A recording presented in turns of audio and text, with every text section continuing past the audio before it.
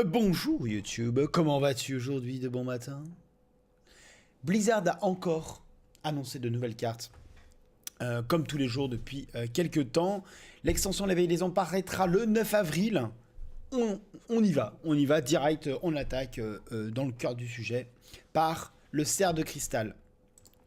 Cerf de cristal, c'est un serviteur qui coûte 5, qui est un serviteur druide, qui est une bête et qui est 4-4. Alors 4-4 pour 5, c'est pas bon. Il est rué. Ah, un petit peu mieux, 4-4 rué pour 5. On va dire que c'est pas loin d'être correct. C'est pas loin d'être normal. On va regarder son effet. Il a pour cri de guerre, si vous avez rendu 5 points de vie dans la partie, invoque une copie de ce serviteur. Alors ça veut dire quoi? Ça veut dire que si jamais vous avez soigné un serviteur, vous avez soigné vous-même, etc., et que vous avez rendu vraiment 5 points de vie dans la partie, depuis le début de la partie, hein, même si vous n'aviez pas le cerf de cristal en jeu, à ce moment-là, le cerf de cristal a un bonus. Qu'est-ce que c'est? Il invoque une copie. Donc à ce moment-là, pour 5 mana, vous avez 2 4-4 rués, ce qui est quand même super sympathique. Malheureusement, druide, il n'est pas super fort pour rendre des points de vie. Hein. Paladin se bat bien, évidemment, prêtre est très fort pour se rendre des points de vie. Chaman a toujours eu quelques cartes pour gagner des points de vie, mais druide, c'est pas son fort. Donc, va falloir voir comment s'en sortir. En soi, la carte n'est pas très bonne. Mais on sent une fois de plus le désir de Blizzard d'orienter vraiment la partie sur un combat de serviteurs comme ils ont toujours voulu que ce soit. On pose des serviteurs et ils se battent entre nous. Et avec des petits effets, on améliore nos serviteurs, comme là, le cerf de cristal qui donc permet d'invoquer 8-8 de stats pour seulement 5 mana. C'est sympa, ça a des cornes violettes, hein, ouais, on fout des bois violets plutôt, mais bon, bon. Pas convaincu que ce soit génial, à moins que Druid ait des moyens d'avoir de manière extrêmement fréquente 2-4-4 plutôt, pardon. Donc on verra ça, mais en soi, rien de folichon.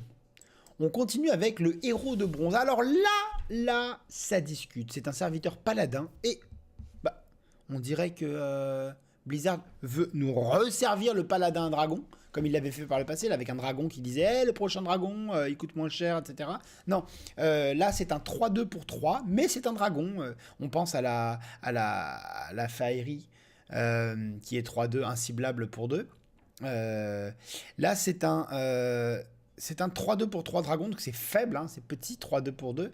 Pour 3, pardon, mais il a pour râle d'agonie d'ajouter 2 dragons 4-4 dans votre main. Traditionnellement, c'est le cas une fois de plus ici, 4-4 sans texte, enfin sans qu'on ne dise rien d'autre, c'est un serviteur qui coûte 4. Hein.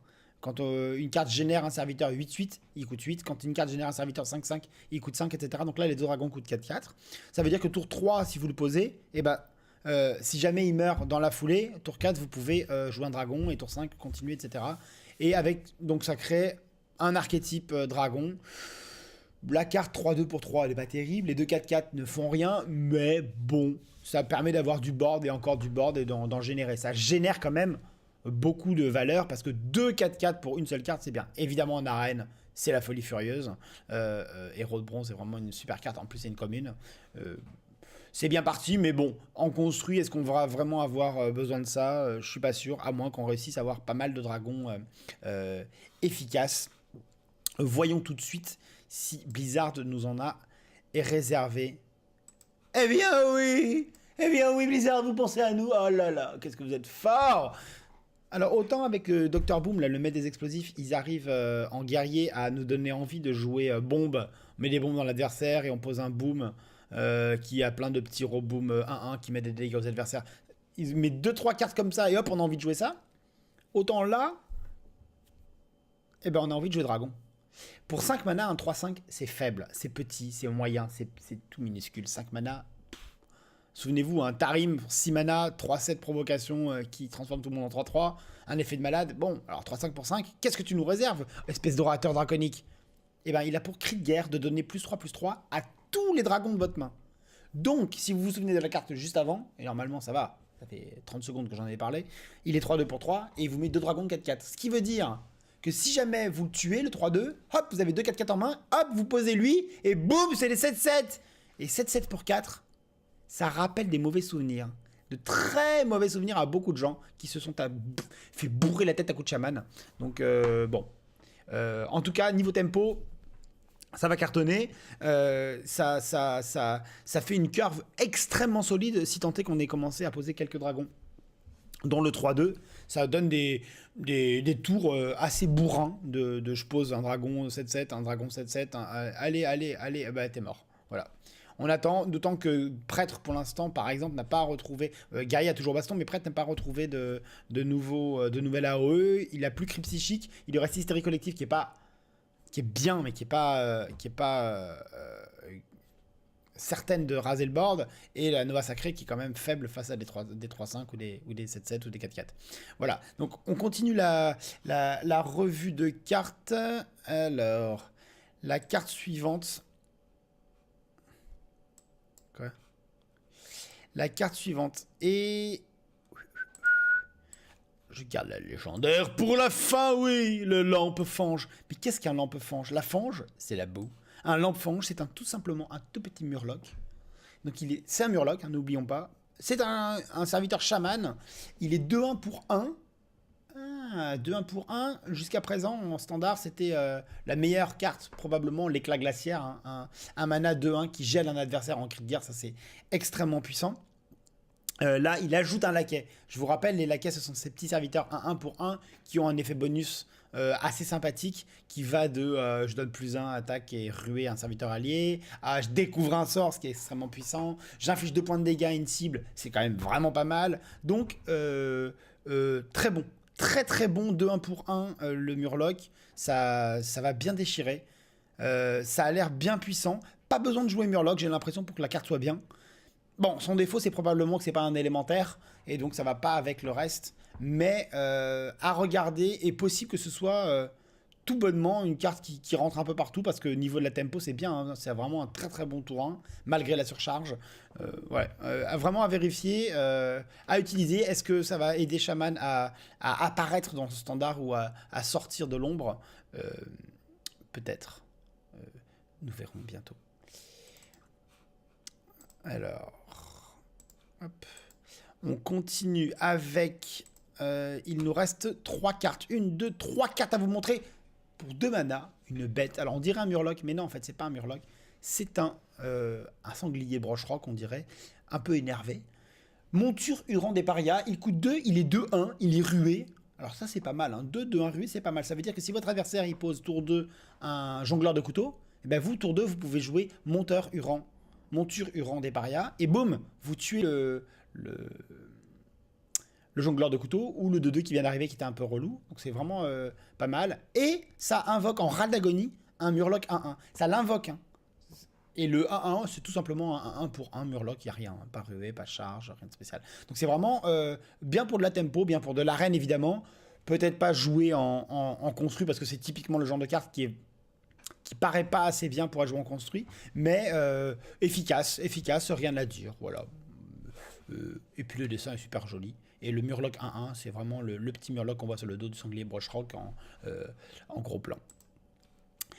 Voici désormais un sort, et oui, un sort druide. Alors, un sort druide, dès qu'on va sort druide, on se dit, oh putain, ne nous ressortez pas un fléau ultime, ne nous ressortez pas une plaie envahissante, s'il vous plaît, calmez-vous, les écailles terrestres, et je gagne 53, je pioche, je tue des gens, et je vais me faire un café, ça suffit. Et ben non, là, c'est tout doux. Pour un mana, un sort qui ne fait pas n'importe quoi dans la partie. Ça met 2 dégâts, ça a déjà existé par le passé, vous aviez un sort choix des armes qui disait, pour un mana, mettez 2 dégâts, ou invoquez 2-1-1, qui était quand même bien énervé, un 2-1-1 pour 1 perdu dans la jungle qui peut en plus mettre des points de dégâts à la place, c'était vachement bien. Et là, donc c'est soit vous mettez 2 points de dégâts, soit vous rendez 5 points de vie. Alors les 2 points de dégâts ne vont pas dans la tête de n'importe qui, c'est que sur un serviteur, donc ça limite son effet, mais c'est pas ridicule. Hein. Et rendre 5 points de vie, c'est correct. Les 2 effets, indépendamment l'un de l'autre, sont correct sans plus. Le fait d'avoir le choix des armes combiné dans une carte, c'est pas mal. Avec la légendaire qui vous dit, vous récupérez une copie de chaque sort, je vous rappelle, il y a une légendaire qui dit, c'est Taladris, un truc comme ça, qui dit, quand vous jouez une carte avec choix des armes, un sort avec choix des armes, vous récupérez une copie de chaque. Donc ça veut dire que là, pour un mana, par exemple, vous mettez 2 à un serviteur, vous le tuez, et vous récupérez en main un sort qui coûte 1 et qui met 2 points de dégâts, et un sort qui coûte 1 et qui rend 5 points de vie. Très intéressant.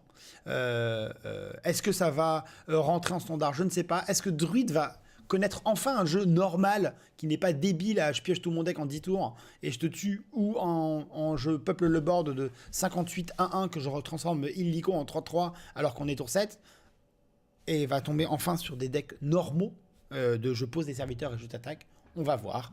Un sort d'appoint, voilà, pas d'armure, pas de pioche, mais des points de vie qui permettent d'activer le cerf que l'on a vu un peu plus tôt dans la vidéo. À voir donc. Enfin, 2 cartes restent. Une carte qui a beaucoup fait parler sur les réseaux sociaux, c'est la réapparition, si vous voulez, du diamant de sort supérieur du prêtre, qui a bien saoulé beaucoup de gens, qui ressuscitait jusqu'à 4 serviteurs différents. Là, il y a une petite nuance. Donc c'est un sort qui coûte 9. C'est lourd, 9, c'est très très lourd. Et on a vu à l'époque, avec l'invocatrice malveillante, mais qui ne sera plus disponible en standard à partir du 9 avril, quand la rotation aura été effectuée, il y a eu des sorts joués qui coûtent cher, contrôle mental et libérer l'ombre. Mais là, il n'y aura plus l'invocatrice qui permettait de donner une force très très très importante à ces sorts, qui coûtaient cher. Mais pour 9 mana, donc, ça invoque 3 serviteurs alliés morts pendant cette partie. Précision, ça peut être, ça a été indiqué, des serviteurs identiques. Donc si vous avez, pour prendre un exemple débile, 3 Isra qui sont mortes dans la partie seulement, et ben ça les invoquera toutes les 3.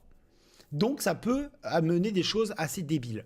Maintenant, j'en ai discuté pas mal hier, je disais que... il faut absolument une AOE et très efficace pour que Prêtre puisse envisager un deck avec seulement 4-5 serviteurs différents. Sinon, il faut en mettre beaucoup plus. Et qui dit mettre beaucoup plus, dit des serviteurs qui coûtent pas très cher, Clair de Comté du Nord, etc. Et un Clair, par exemple, quand ça revient sur une résurrection de masse, c'est dommage. Mais ça peut servir tout simplement à un prêtre mûr, comme on l'a vu, 3-12 provocations, ce genre de choses. Les serviteurs 2-14 provocations, là, le Moshog. Voilà, un bon sort de résurrection. Il coûte 9. 9, ça change vraiment beaucoup de choses par rapport à 8, parce que ça permet pas de jouer derrière attaque mentale, notamment. On pourrait penser à ramener Maligos et Velen, mais... Et comme il n'y a plus l'élémentaire radieux qui diminue le coût des sorts de 1, on ne peut plus enchaîner avec attaque mentale, à moins bien sûr d'avoir la pièce, mais ça mettrait au tout que 20 dégâts. Voilà, donc à surveiller. Forcément, ça va inspirer des constructeurs de decks. Je pense à Colento, je pense à Tarz et à plein d'autres gens qui pourront essayer de faire de cette résurrection de masse une carte pétée dans certains decks. Et on aura peut-être un deck résurrection de masse. On verra. On la garde au coin de l'œil. Bon, je sais, il y a beaucoup de cartes que je garde au coin de l'œil, mais c'est comme ça. Enfin, voici une légendaire qui a aussi beaucoup fait parler d'elle. Pas parce qu'elle s'appelle Mise en Joie, pas parce qu'elle s'appelle Gepetto, pas trop, mais beaucoup parce qu'il y a un petit... Vous voyez derrière, là, vous voyez là, attends, vers là-bas, là. La peluche en forme de petit nounours derrière, là. Il a l'air bien énervé. Normalement, c'est censé faire plaisir aux enfants. Je suis pas sûr que le petit ours, là, il fasse très plaisir aux enfants. Bref, qu'est-ce que c'est ce serviteur? Il coûte 8, il est 6-6. Bon, mais vous allez voir son effet, on s'en fout un peu qu'il soit 6-6, 5-5, 8-8, bon, bref. Cri de guerre, vous piochez 2 serviteurs de votre deck, leur point de vie, attaque et coup passe à 1. Qu'est-ce que ça veut dire? Ça veut dire que pour 10 mana, vous avez Gepetto, vous piochez les 2 serviteurs de votre deck et vous les jouez. Est-ce que ça fait gagner? Je ne sais pas. Quel serviteur on va mettre? Je ne sais pas. N'oublions pas que ce ne sont pas des copies du serviteur que vous piochez, mais ce sont vraiment les serviteurs. D'accord? Donc ça enlève quand même pas mal de force à la carte, parce que vous n'aurez pas 2 Velen, par exemple, pour prendre un exemple usé et abusé ces derniers temps. Usé et dont on a abusé ces derniers temps. Il faut des 1-1. Enfin, quand on voit cette carte, on pense à de l'OTK, on pense à une combo infinie, on pense à n'avoir que 2 serviteurs à ce moment-là dans le deck. Faut pas oublier que si on joue que 3 serviteurs, à savoir Gepetto et 2 autres serviteurs, bon bah, on a des chances de piocher les autres serviteurs avant lui, de manière extrêmement probable. En tout cas, fréquente. Ce qui enlève de la force à Gepetto. Maintenant, si on arrive à les remettre dans le deck, comme c'est possible avec les esprits, on pourra les piocher. Maintenant, c'est que 2 serviteurs. 8 mana pour piocher 2 serviteurs, faut voir. Mais Raldagoni, ça marche bien avec. Donc on verra. Moi, j'ai l'impression que c'est pas très possible, en prêtre en tout cas. Je suis désolé, je pense beaucoup à prêtre, d'en faire quelque chose de fumé. Cependant, en voleur, avec le cirpilleur. Il y a une vidéo que j'ai publiée il y a quelques heures. Ça peut amener des choses complètement fumées. Mais va falloir, voilà, ça fait partie des cartes où on va regarder pour essayer d'en extraire une puissance énorme et d'en faire un OTK. C'est tout pour aujourd'hui, c'est déjà tout, c'est déjà terminé. On se donne déjà rendez-vous demain matin pour une nouvelle vidéo d'exploration, non pas d'Ungro, mais de l'éveil des ombres. Je vous fais des gros bisous, je vous souhaite une bonne journée et je vous dis à demain matin.